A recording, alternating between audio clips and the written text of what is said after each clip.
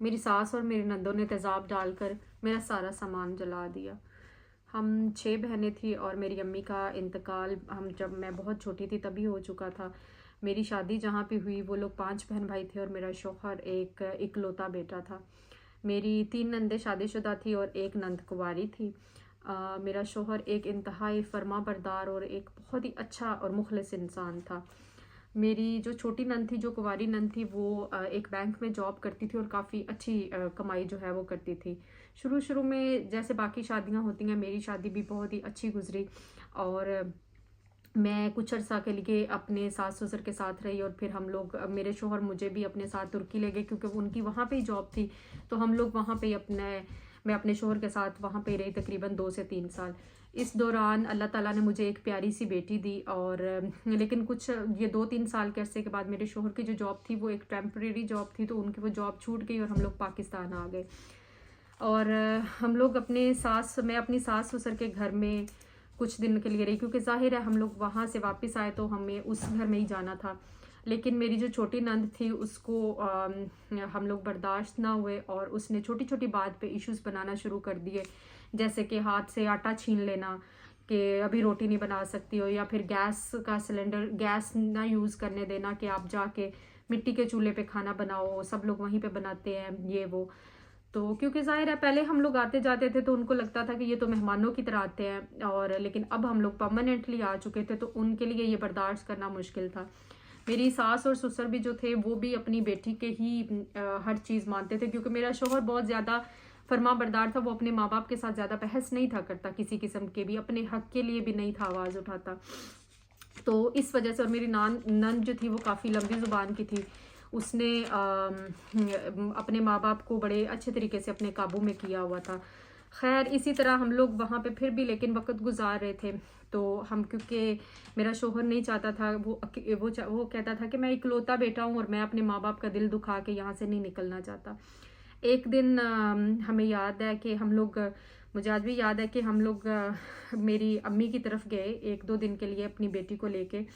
हमने वहाँ पे 2 दिन तकरीबन गुज़ारे। जब मैं वापस आई तो मैंने देखा कि मेरा जो सारा फर्नीचर है ना वो भी जगह-जगह से ऐसे उबल रहा है, जैसे ना जैसे कोई चीज़ किसी पे तेज़ाब डाला और वो चीज़ टूट-टूट के गिर रही हो। और जब हमने पेटियाँ खोली तो पेटियों के अंदर मेरी जितना सामान था, मेरी रज़ाइयाँ, मेरे बिस्तर, जो कुछ था वो सब कुछ गल चुका था क्योंकि उन्होंने तेज़ाब डाल दिया था हर चीज़ के अंदर। और फर्नीचर में ज़ाहिर है उन्होंने पूरा वो उस तरह से नहीं, लेकिन डिफरेंट डिफरेंट जगहों पे उन्होंने तेज़ाब डाल दिया था। जब हमने ये देखा तो फिर हमारी अच्छी खासी लड़ाई हुई। मेरे लिए वो एक तकलीफ़ का बाइस थी कि हमने कैसे किस तरह से वो सामान मैंने अपने जहेज़ के लिए बनाया था, वो मैं ही जानती हूँ। उस सब सामान को अपने सामने खाक होते देखकर मैं बर्दाश्त नहीं कर पाई और हमारी अच्छी खासी लड़ाई हुई। तो मेरी नंद ने कहा जो सामान लेके आई हो अपनी माँ की तरफ से, अपने ससुराल के, अपने मैके वालों की तरफ से, वो सामान वैसे ही पैक्ड था अभी, उसने उठा के वो बाहर गली में फेंका। उसने कहा कि तुम लोग यहाँ पे नहीं रह सकते हो, तुम निकलो यहाँ से, अगर तुम नहीं निकलोगी तो एक दिन तुम्हारा भी यही हाल होगा। हमने अपनी बच्ची को उठाया और हम उसी हालत में वहाँ से उस घर से निकल गए और अपने मतलब मैके में मैं चली गई, अम्मी लोगों के घर चली गई। वहाँ पर हम लोग कुछ दिन रहे तो क्योंकि मेरे शौहर सारे अरसे के दौरान तुर्की में दोबारा जॉब्स ढूंढ रहे थे, उन्होंने अपने वहाँ पे दोस्तों को कहा हुआ था, तो उनको दोबारा से जॉब मिल गई और हम लोग वहाँ से दोबारा तुर्की चले गए। और मेरे शौहर ने वहाँ पे बहुत मेहनत की, अपने लिए बहुत कोशिशें की और एक हम लोग छोटा सा प्लॉट हम लोगों ने पाकिस्तान में ले लिया। और फिर हम लोग दोबारा से फिर वही 2-3 साल इस दौरान अल्लाह ताला ने एक मुझे प्यारा सा बेटा भी दिया। और हम लोग उसके बाद फिर जॉब ख़त्म हुई, हम लोग पाकिस्तान आ गए।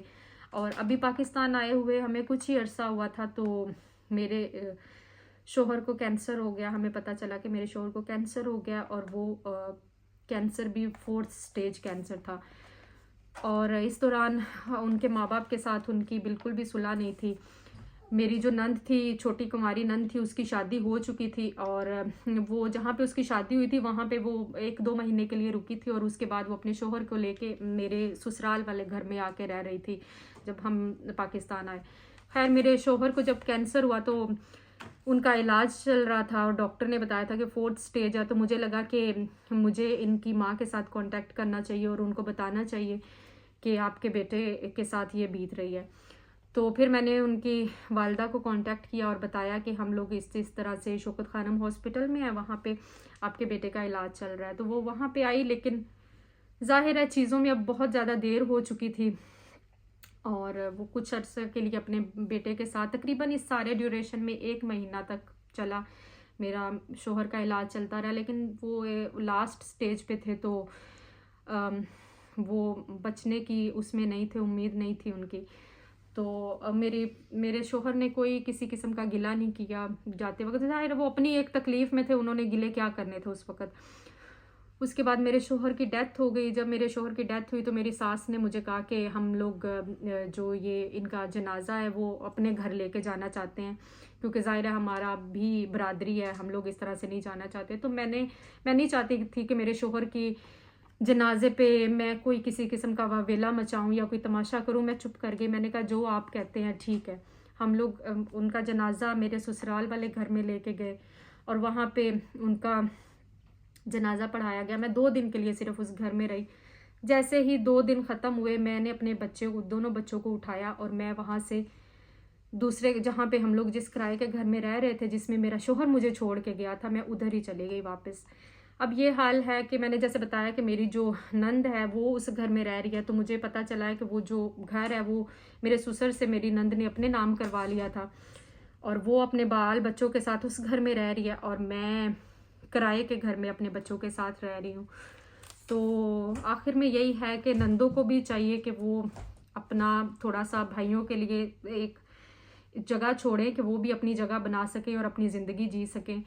और अगर आप लोग इस बारे में कोई कमेंट्स करना चाहें तो प्लीज़ ज़रूर कमेंट्स कीजिएगा। ये स्टोरी जो है ये मेरे फॉलोअर ने भेजी है और मैंने उनकी स्टोरी आप लोगों तक पहुंचा दी है। तो आप लोग अगर कोई कमेंट करना चाहें तो ज़रूर कीजिएगा। शुक्रिया।